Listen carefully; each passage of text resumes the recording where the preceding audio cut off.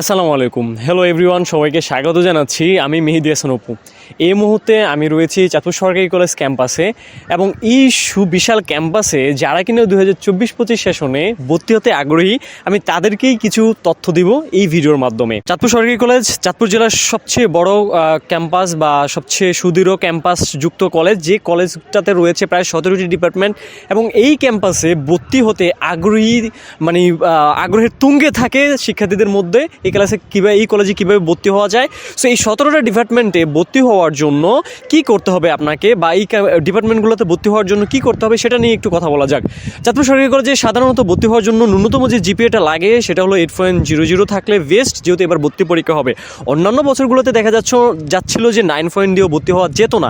যেহেতু এবছর ভর্তি পরীক্ষা হবে, তো সেহেতু 200 মার্কের পরীক্ষায় আপনি চাইলে 8 পয়েন্ট দিয়ে বা 7.50 দিয়েও ভর্তি হতে পারেন। তো সেক্ষেত্রে আপনার জিপিএটা ভালো থাকতে হবে এবং অবশ্যই এইচএসসি জিপিএটা বেশি থাকতে হবে, কারণ জাতীয় বিশ্ববিদ্যালয়ে আপনার যে মেরিট লিস্টটা প্রকাশ করে সেখানে এসএসসি থেকে 60% মার্ক নেয়। তো ওই হিসাবে এসএসসির পয়েন্ট যদি আপনার বেশি থাকে, সেক্ষেত্রে আপনার এই চাঁদপুর সরকারি কলেজে ভর্তি হওয়ার পসিবিলিটি একটু বেশি থাকবে। অ্যান্ড সেকেন্ড হলো ভর্তি পরীক্ষাটা অ্যাকচুয়ালি কেমন হবে। ভর্তি পরীক্ষা বাংলা, ইংরেজি এবং সাধারণ জ্ঞানের উপর, এবং আপনি যে গ্রুপে আছেন ওই গ্রুপ অনুযায়ী হয়ে থাকবে।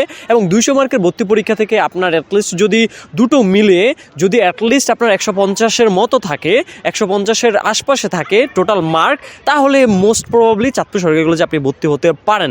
এরপর যে আসি যে চাঁদপুর সরকারি কলেজে ভর্তি প্রক্রিয়াটা কীভাবে সম্পন্ন হয়। যদি আপনি চাঁদপুর সরকারি কলেজে সুযোগ পান ভর্তি হওয়ার জন্য, সেক্ষেত্রে আপনাকে যেটা করতে হবে সেটা হলো কলেজে অনলাইনে প্রাথমিক আবেদন তো অবশ্যই আপনারা করবেন, যেটা গেলাম। সুযোগ পেলে আপনি সরকারি কলেজে এসে কলেজের যে নির্ধারিত ফি রয়েছে সেটি বিকাশ নগদের মাধ্যমে পে করতে হবে। অন্যান্য বছরগুলোতে 3500 টাকার মতো যাইতো।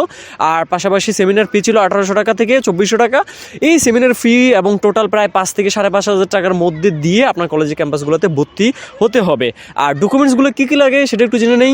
জাতীয় বিশ্ববিদ্যালয় থেকে ন্যাশনাল ইউনিভার্সিটির যে ফর্মটা রয়েছে সেটা লাগবে। অ্যান্ড সেকেন্ড ওয়ান হলো যে আপনার কলেজের একটা অ্যাডমিশন ফর্ম রয়েছে ই-শিক্ষা ওয়েবসাইট থেকে বের করতে হবে, ওটা লাগবে। আপনার এসএসসি এবং এইচএসসি যে মূল মার্কশিট রয়েছে সেটার ফটোকপি লাগবে। দেন সেকেন্ড হলো আপনার পাসপোর্ট সাইজ ছবি লাগবে, এবং আপনার হলো যে বাবা মায়ের ভোটার আইডি কার্ড এবং আপনার এনআইডি কার্ডের বা জন্ম নিবন্ধনের ফটোকপি লাগবে। সো এই ছিল ডিটেলস। যদি আপনার কোয়েশ্চেন্স থাকে তাহলে কমেন্টে করবেন। পরবর্তী ভিডিও দেখার আমন্ত্রণ জানিয়ে আজকের ভিডিও এখানে শেষ করছি। ধন্যবাদ সবাইকে। আসসালামু আলাইকুম।